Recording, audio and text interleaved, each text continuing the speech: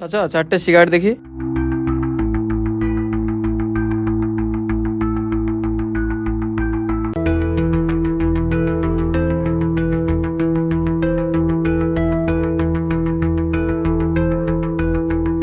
ম্যাচিসটা দিয়েন।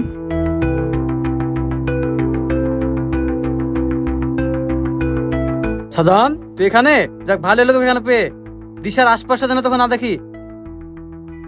ভালোবাসি ভাই, ভয় পাই না। ও তো শত বুঝি না, কথাটা যেন মাথায় থাকে।